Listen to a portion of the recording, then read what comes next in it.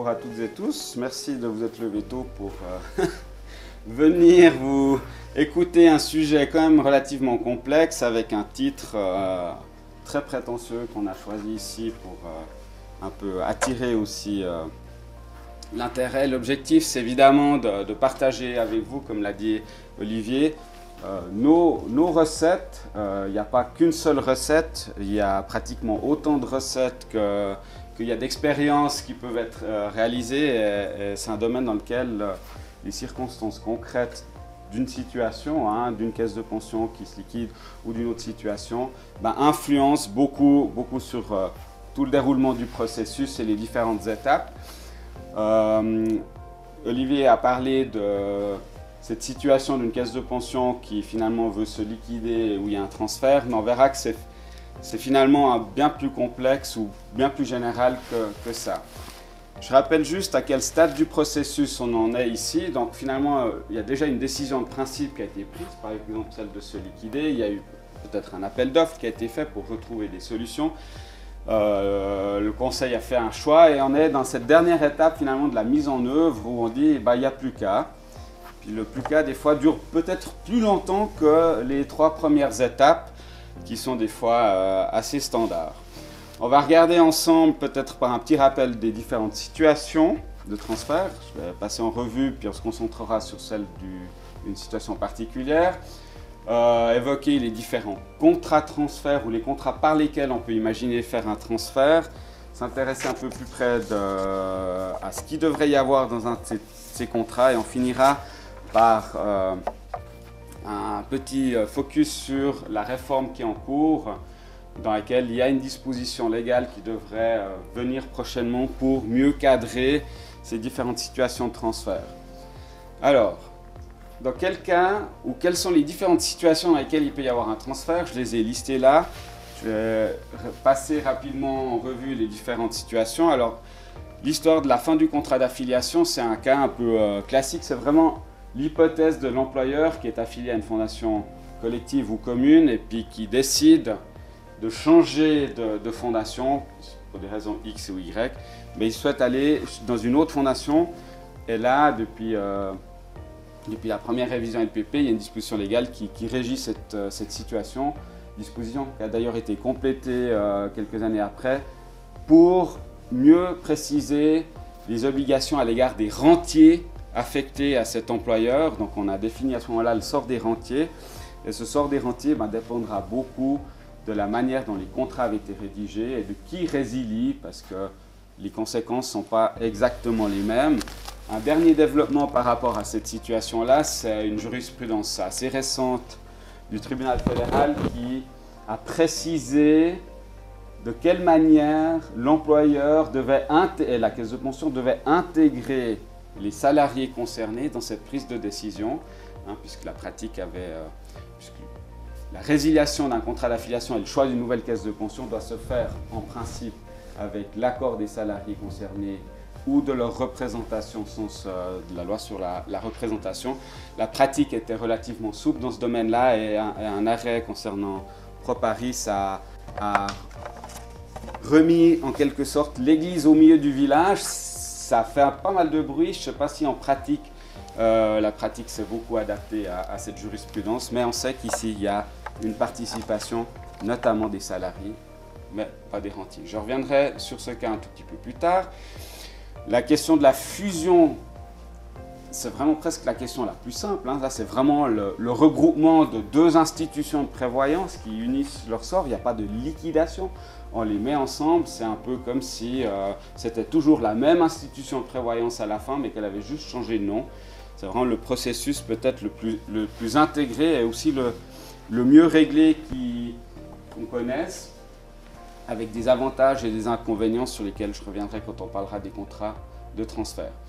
Le changement de vecteur de prévoyance, alors ça c'est l'hypothèse évoquée par Olivier tout à l'heure. Donc c'est l'hypothèse d'une institution propre qui souhaite transférer ses engagements dans une autre fondation qui deviendra à ce moment-là commune ou collective, avec à la suite la liquidation totale de la fondation propre, ou pas forcément, puisque parfois certaines buts peuvent subsister et rester, et ça fera simplement une liquidation partielle.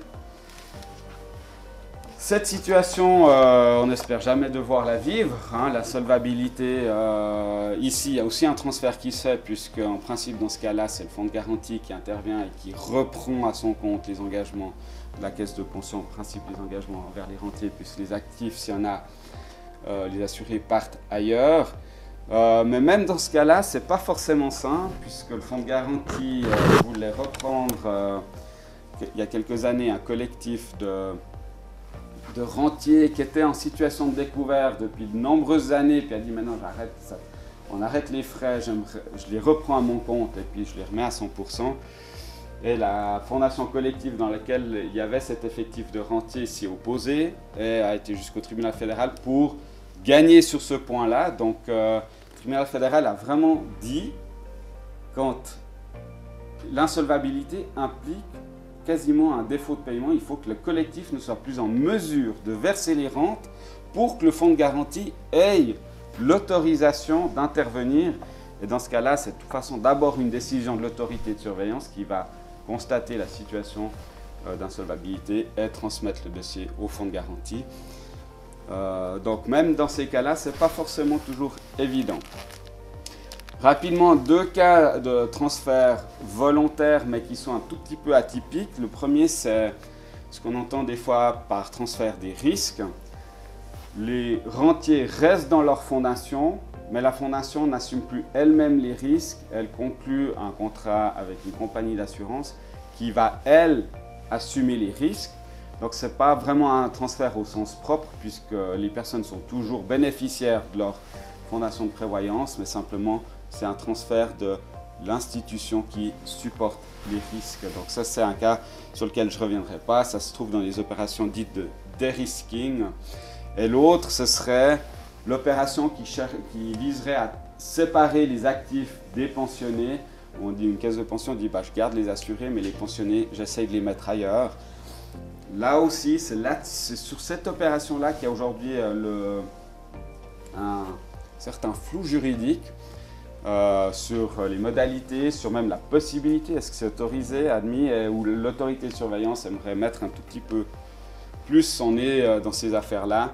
La disposition qui est prévue dans le projet législatif que j'évoque tout à l'heure réglera notamment ce genre de situation. Si je prends peut-être les trois situations les plus courantes qu'on a évoquées tout à l'heure, donc la fin du contrat, la fusion et le changement de vecteur, puis je regarde je mets un peu au regard par quel outil on peut faire cette opération.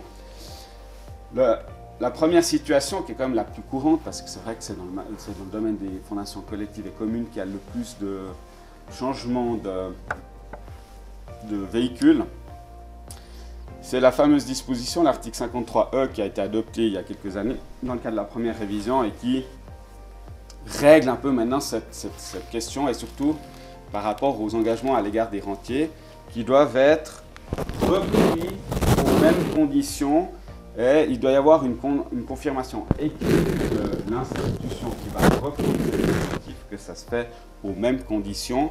Je reviendrai tout à l'heure ce qu'on entend par mêmes conditions.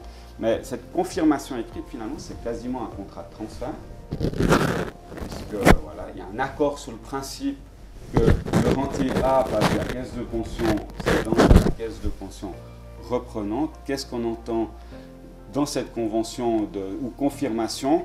Alors là, les compagnies ou les caisses collectives qui sont affiliées à une compagnie d'assurance, entre compagnies d'assurance, il y a une directive qui a été adoptée pour justement régler cette situation.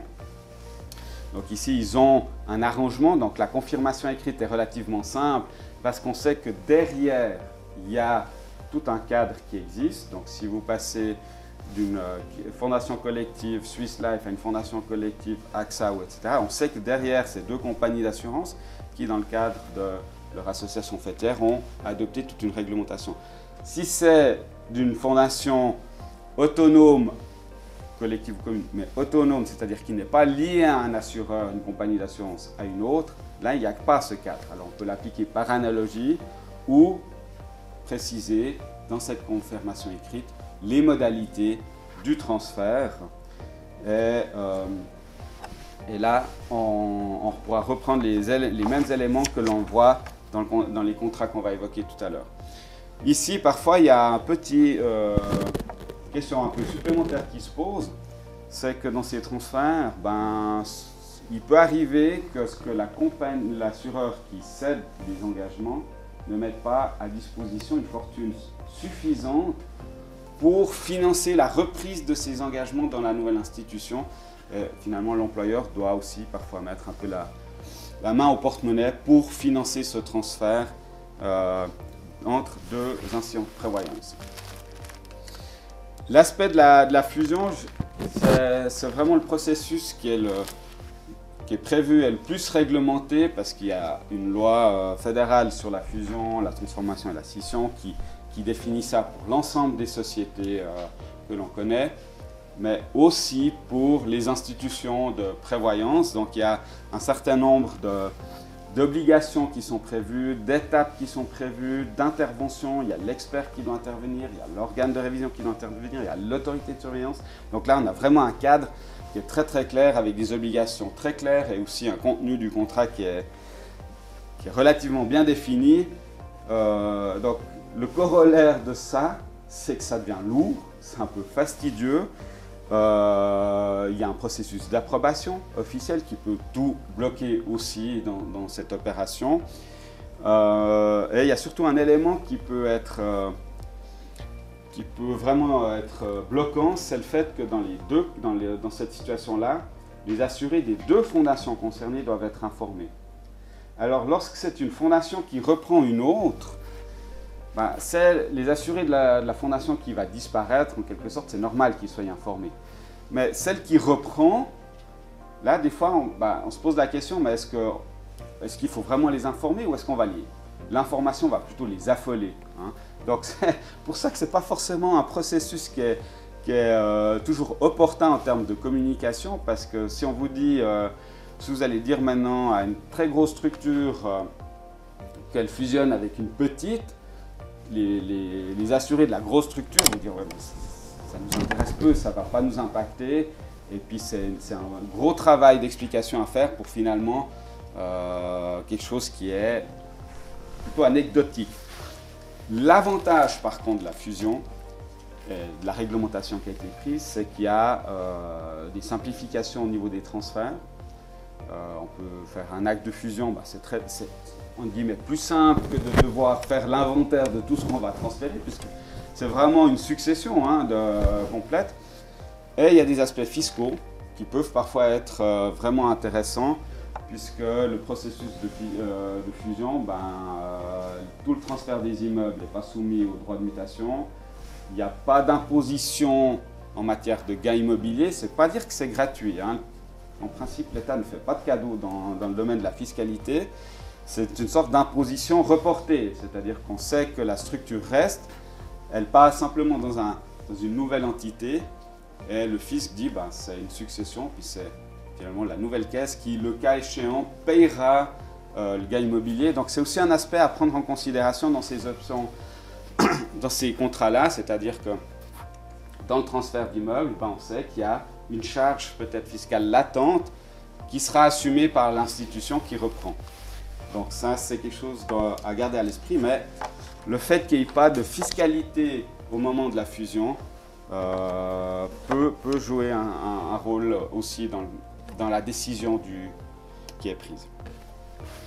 Et le dernier élément sur lequel on va s'arrêter un tout petit peu plus longtemps maintenant, c'est le fameux contrat de transfert évoqué par Olivier, dans le cadre d'un changement, dans le cadre de finalement la liquidation, si je prends ça comme exemple, la liquidation d'une fondation propre pour l'intégration d'une fondation collective ou commune. Là, il y a deux contrats qui existent. Il y a le contrat de transfert de patrimoine selon la loi sur les fusions. Donc là, on est très proche du mécanisme de fusion. Et il y a un deuxième contrat qui est le contrat de transfert simple, ou dit simple, mais qui est tout aussi compliqué en pratique, que je verrai juste après. Donc, le contrat de transfert de patrimoine, par opposition à la fusion où on fait vraiment un transfert intégrale de tout, hein, c'est la succession, c'est la personne qui hérite d'un parent, qui reçoit finalement les biens et les dettes. Dans le contrat de transfert de patrimoine, on doit faire l'inventaire de tout ce qui fait l'objet de ce transfert, que ce soit tant au niveau de l'actif que du passif. Et il y a une exigence dans le contrat de transfert de patrimoine, c'est qu'il doit être positif. Alors, de 1 franc, ça suffit, mais il doit y avoir plus d'actifs qui passent, donc là, de biens et de fortune qui passent de la caisse qui cède à la caisse qui reprend, que d'engagements qui sont repris. Il y a une balance positive qui doit exister. Mais encore une fois, les autorités de surveillance admettent que ça soit juste de 1 franc. On aurait pu mettre 10 centimes vraisemblablement, mais suivant les montants, on ne voit même pas les centimes. Donc voilà.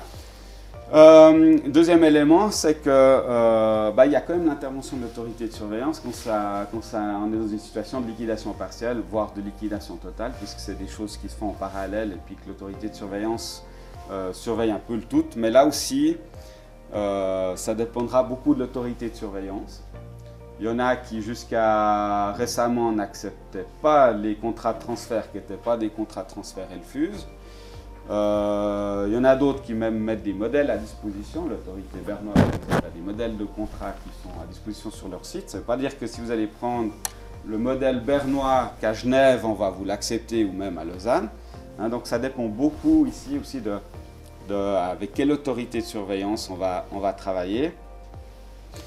L'avantage du contrat de patrimoine, c'est qu'on n'a qu'un seul contrat à faire pour faire ce transfert, qui est dedans des biens mobiliers ou des biens immobiliers. Donc c'est vraiment quelque chose qui est simplifié et uniforme. Et puisque c'est un contrat qui doit être inscrit au registre du commerce, il y a une certaine publicité dans le transfert. Donc une publicité notamment à l'égard des autres, à l'égard des assurés, des pensionnés, mais aussi finalement des autres parties concernées. Le contrat de transfert de patrimoine à titre singulier, c'est une sorte de cumul de contrats. On a une reprise de dette d'une part, d'un côté, donc les engagements qui sont repris par la fondation qui reprend. Donc ces engagements, c'est les avoirs de libre passage qui sont dus aux assurés actifs, les engagements en termes de rente à l'égard des pensionnés ou les engagements techniques, ou les autres engagements techniques qui sont repris. Puis aux côtés de l'actif, on a une cession de ces biens et cette cession, elle se fera selon les règles applicables à chaque bien. Donc il faudra une cession sous forme authentique pour les aspects immobiliers, une cession sous forme selon les règles spécifiques pour les valeurs mobilières, où il peut y avoir des règles différentes d'un bien ou d'un droit. Donc ici, il y a un élément, un processus un tout petit peu plus complexe à analyser, puisqu'il faut s'assurer qu'on respecte bien les règles propres à chaque élément qui est transféré, alors que dans le contrat de transfert de patrimoine, on peut tout mettre ensemble. Mais il y a aussi un inventaire à faire. Puis quand on parle de reprise de dette, contrairement au contrat de transfert de patrimoine Elfuse qui a cette publicité, ici en principe on devrait avoir le consentement des créanciers. Et quand je parle des créanciers, avant tout aussi ici des bénéficiaires de rente. Alors là aussi la pratique, elle s'est un peu adaptée et elle considère que par exemple un rentier qui a touché sa rente de la caisse de pension demain la même rente de la caisse de pension et qui ne dit rien, il accepte cette rente, finalement il accepte pas de manière expresse, mais tacitement, parce qu'il a accepté ce versement, ce changement, sans réagir. Alors ça c'est vraiment du développement qui s'est fait dans la pratique, qui a été après ou justifié même sous l'angle juridique. Jusqu'à quel point ça tient la route, je ne peux pas vous donner de garantie, parce que je peux ici faire le parallèle avec la jurisprudence que j'ai évoquée tout à l'heure avec le consentement des assurés, parce qu'on avait fait exactement le même raisonnement. La loi était toujours très claire pour dire que l'employeur peut changer de caisse de pension que si les salariés donnent leur accord. Et puis en pratique, on a dit, le salarié qui ne dit rien, puis qui reçoit son certificat de prévoyance de la caisse de pension A, et puis l'année d'après de la caisse de pension B, puis qui dit pas, et moi je suis pas d'accord, on m'a jamais demandé mon avis, donne son consentement. Et le tribunal fédéral a dit non, non, c'est pas comme ça que ça se passe, le consentement, il doit vraiment être donné de manière explicite. Donc c'est pas exclu que dans un transfert de patrimoine à titre singulier, on ait le même raisonnement un jour si une affaire devait être jugée, s'il devait y avoir un jour un problème. Donc, c'est un processus peut-être un tout petit peu plus simple, mais un petit peu plus risqué. Si je synthétise un peu les deux aspects, patrimoine LFUS, transfert de patrimoine LFUS et transfert à titre singulier, dans l'un, on va demander le consentement via l'information et l'opération se fait si l'assuré n'est pas en opposition.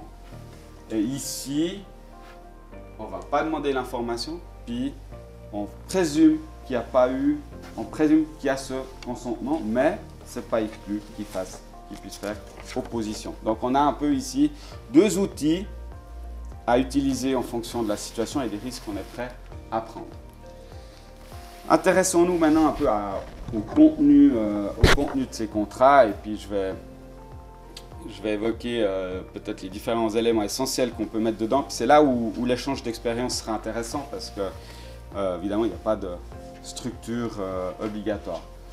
Je commence par le préambule, qui n'est jamais un élément très contractuel, mais qui est justement très utile parce que ça permet de dire beaucoup de choses qu'on n'arrive pas forcément à dire dans des articles du contrat, dans des points spécifiques du contrat. Ça permet de poser le contexte, de bien expliquer pourquoi après il y a telles et telles obligations qui ont été prévues. Donc c'est quelque chose à ne pas forcément négliger. Ça permet l'interprétation du contrat et surtout ça permet de bien comprendre les différentes clauses. Les parties à un tel contrat sont toujours les deux institutions de prévoyance concernées. L'employeur n'est pas partie à un contrat de transfert. Le réassureur non plus, mais c'est des parties qui sont touchées indirectement puisque on verra tout à l'heure qu'il peut y avoir des obligations de part et d'autre qui sont prévues du fait du contrat de transfert. Donc ça c'est quelque chose aussi des fois à bien se rappeler parce que c'est des parties qu'il faut finalement intégrer assez rapidement dans le processus. La date d'effet du transfert, ça c'est un élément essentiel du contrat qui doit être prévu. C'est la date déterminante finalement du transfert des profits et des risques liés tant à l'actif qu'au passif, quelque part.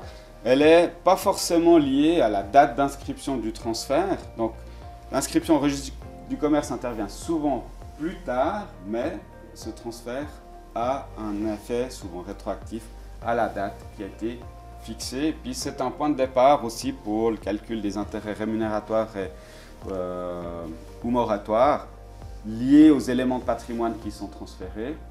Alors là aussi, on a parfois observé dans notre pratique que si on mettait un élément de rémunération dans les contrats, par exemple de dire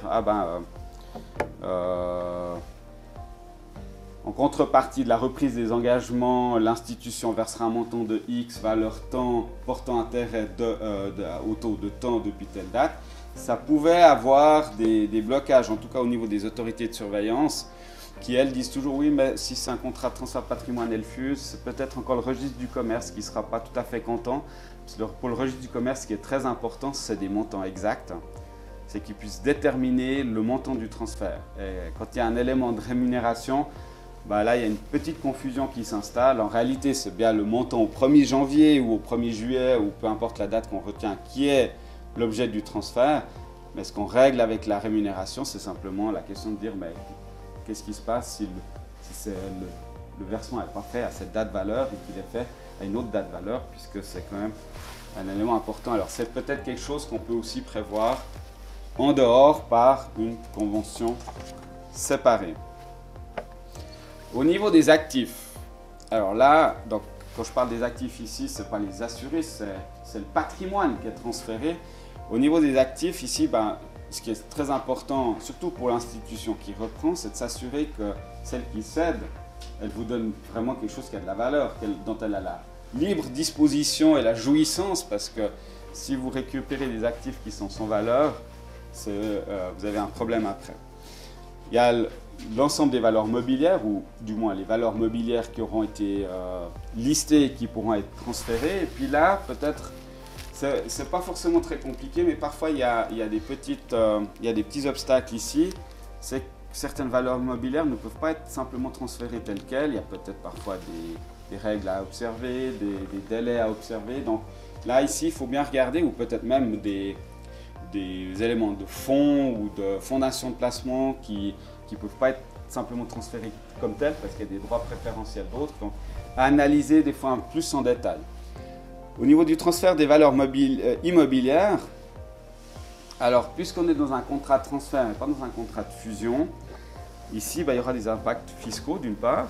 Donc, problématique de l'imposition sur les gains immobiliers, droit de mutation aussi à prendre en charge.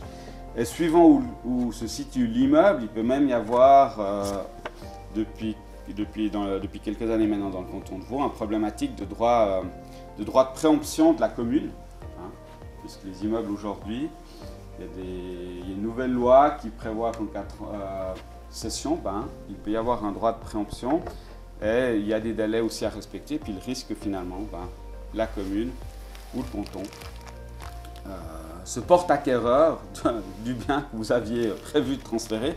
Ça peut être une mauvaise surprise.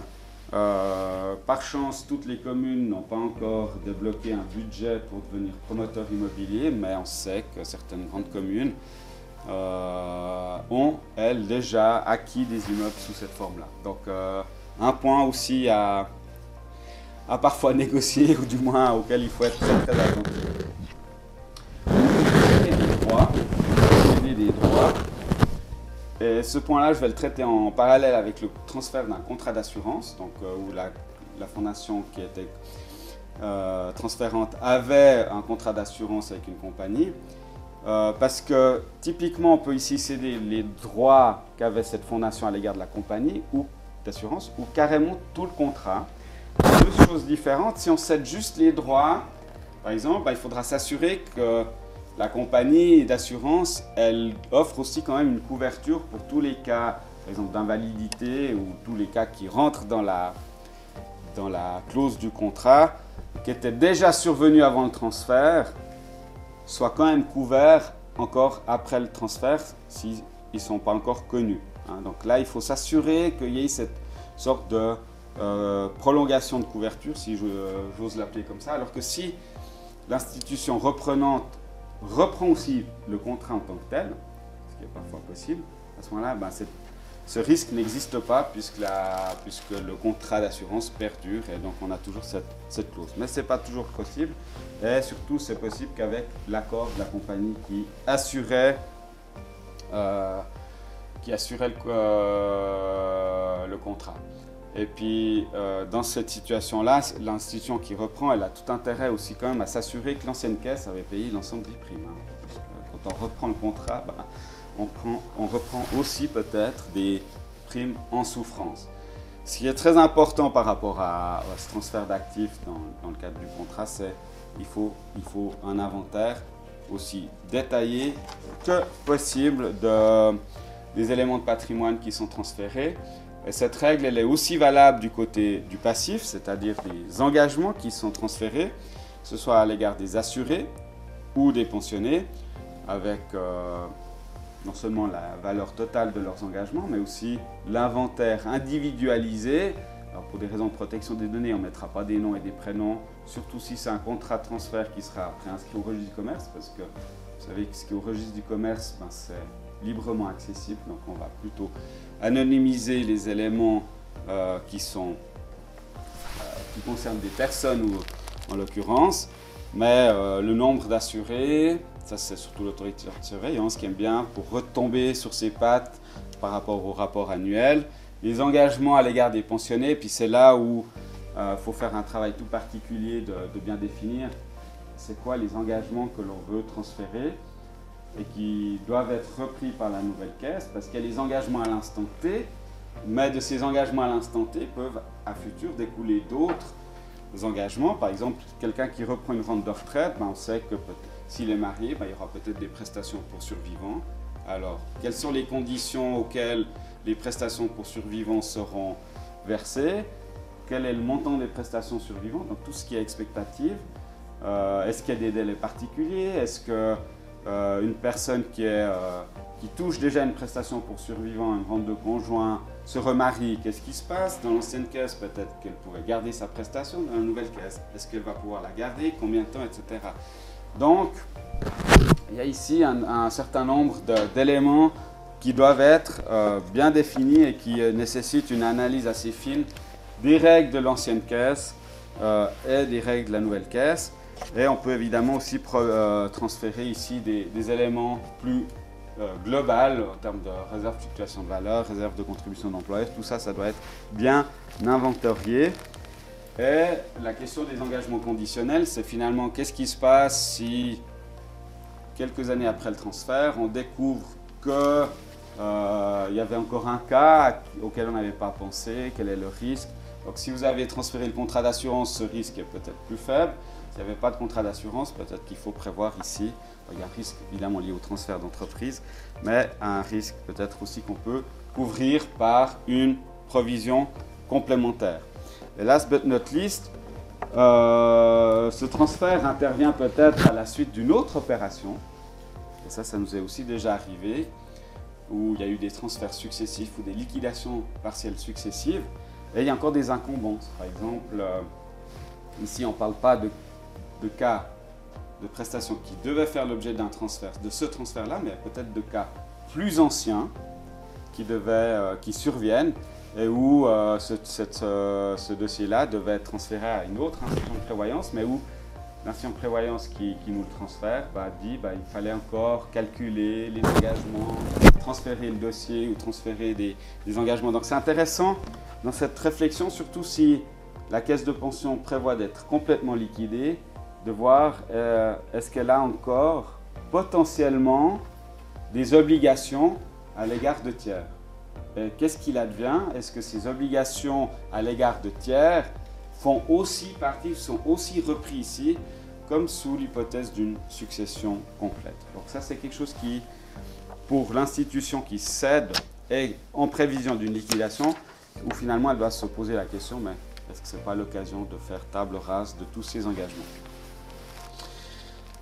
On a vu que tant dans le transfert, avec juste la confirmation de reprise dans la fusion que dans le transfert de patrimoine, finalement, il y a une certaine protection qui est prévue pour les bénéficiaires. Donc, c'est des transferts qui doivent se faire, ou des reprises qui doivent se faire aux mêmes conditions, avec un maintien des droits et des prétentions.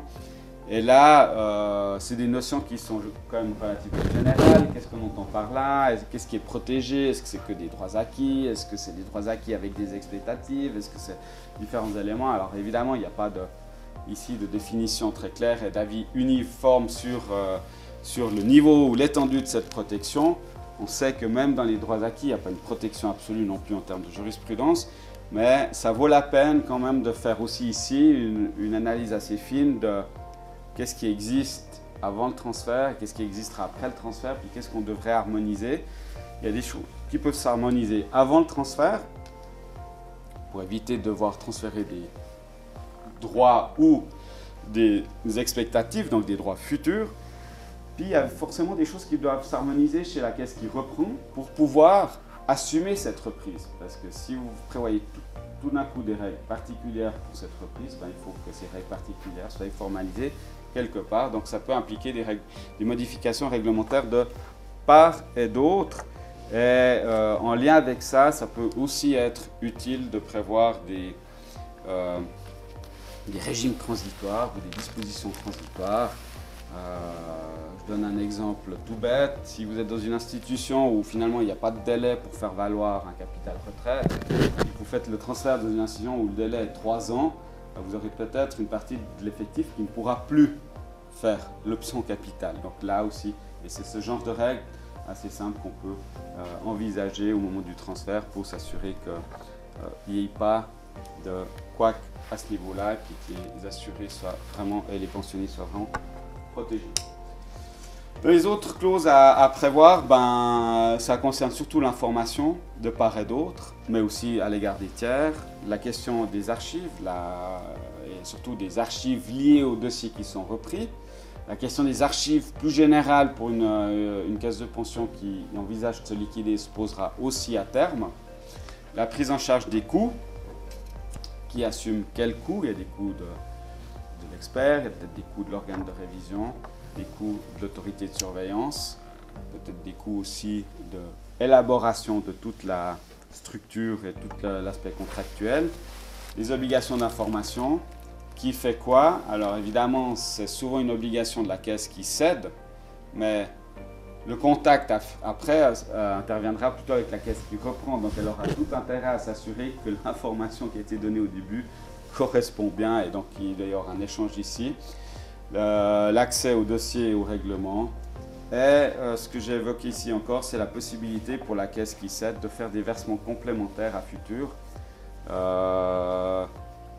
Si elle se liquide, il y aura peut-être encore de l'argent à distribuer, des fonds libres à distribuer, mais elle n'aura plus forcément les coordonnées de tous les assurés en fonction du nombre d'années ou du temps qui s'est écoulé. Donc là, c'est peut-être bien aussi de prévoir à plus long terme un élément de collaboration entre les deux institutions pour que ce travail administratif se fasse par la caisse qui reprend. Là aussi, c'est un élément qui peut soit figurer dans le contrat, soit de transfert, soit figurer dans une convention plus globale qui pourrait être conclue en parallèle au contrat de transfert.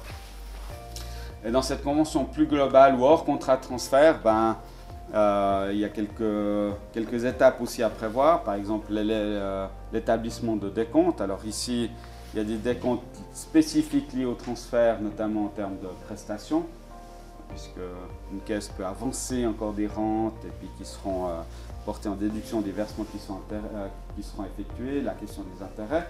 Mais ça peut aussi être lié au transfert d'un élément du patrimoine immobilier où il y a un décompte acheteur-vendeur qui se fait systématiquement puis qui ne peut pas forcément se faire à l'instant T.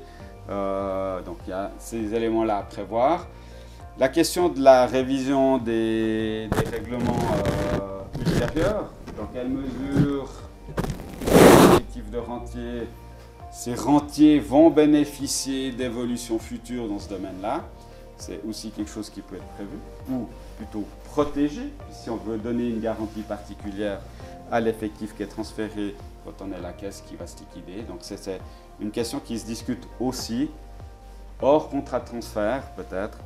Et puis enfin, parfois il y a aussi dans ces situations-là la nécessité que l'employeur contribue financièrement au transfert, soit parce que la caisse de pension est en situation de découvert, soit parce que la caisse de pension a des fonds, mais pas suffisamment pour assurer la reprise par une nouvelle institution. Et juste en lien encore avec la révision réglementaire, je pense à un élément qui pourrait se reposer à court ou moyen terme, mais qu'on a déjà vécu dans ce domaine-là, c'est la problématique liée des fois à l'augmentation de l'âge de la retraite. On l'a vécu pour les femmes où l'âge de la retraite est passé de 62 à 64 ans par étape et où finalement des engagements avaient été pris avec un âge de référence déterminé. Là, on parle quand même déjà depuis quelques années d'augmenter de 64 à 65. Quel est l'impact sur les prestations en cours? C'est une question auquel il faut être aussi attentif quand on fait ce genre d'opération. Et c'est bien d'écrire, prévoir une clause par rapport à ça. Donc comme je l'ai un peu annoncé au début dans mon introduction, il y a autant de recettes qu'il y a d'expérience. L'implication de l'autorité de surveillance est vraiment indispensable. Et puis, vous l'aurez compris, l'implication de l'autorité de surveillance fait qu'on sait vraiment dans quel terrain ou quelles seront un peu les règles du jeu à futur, parce qu'elles ne sont pas forcément les mêmes à Genève, à Lausanne, à Berne ou en Suisse allemande en fonction des sièges des caisses de pension. Et puis parfois même, au sein d'une autorité de surveillance, elles ne seront pas forcément tout à fait les mêmes en fonction des personnes auxquelles on aura affaire. Donc cet aspect-là est important et le sera d'autant plus Ça me permet de faire cette transition par rapport à l'avenir, hein. À l'avenir peut-être quand même assez proche. Il y a actuellement un projet qui est discuté au Parlement qui concerne beaucoup la surveillance du premier pilier, mais dans lequel il y a quelques mesures qui sont prévues pour la prévoyance professionnelle qui vont s'appliquer au deuxième pilier. Je fais une qui concerne spécifiquement l'expert, une autre qui concerne la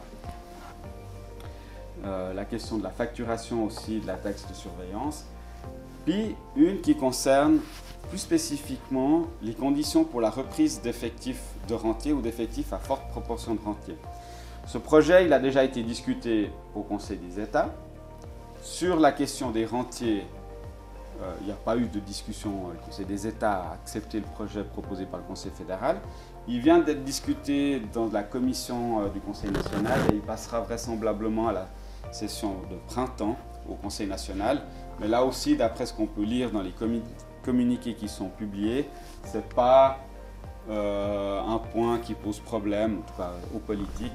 Ils se sont pas mis d'accord sur l'aspect de la rémunération des courtiers, ils ne se sont pas mis d'accord sur la question de savoir est-ce que dans les autorités de surveillance, il peut y avoir des conseils d'État qui siègent dans les organes suprêmes ou pas. Donc là, il y a des éléments de divergence. Par contre, là-dessus, il n'y a pas vraiment d'éléments de divergence. Et l'objectif ici, c'est vraiment de donner un pouvoir plus étendu à l'autorité de surveillance pour faire un contrôle quand il y a ce type de transfert. Mais c'est peut-être encore un peu tôt pour en parler aujourd'hui parce que le processus législatif n'est pas terminé et surtout, c'est une disposition qui donnera passablement de compétences au Conseil fédéral qui devra par la suite, par voie d'ordonnance, nous expliquer qu'est-ce qu'il entend par effectif à forte proportion de rentiers. Et il a encore 2-3 autres compétences pour dire, mais vous voyez, le contrôle de l'existence d'un financement suffisant. Qu'est-ce que ça veut dire, hein? Quel est le taux technique qui sera déterminant? Quelles seront les bases techniques qui seront déterminantes? Donc il y aura ici encore passablement de questions sur lesquelles on a déjà un tout petit peu quelques idées, mais des questions qui devront être clarifiées.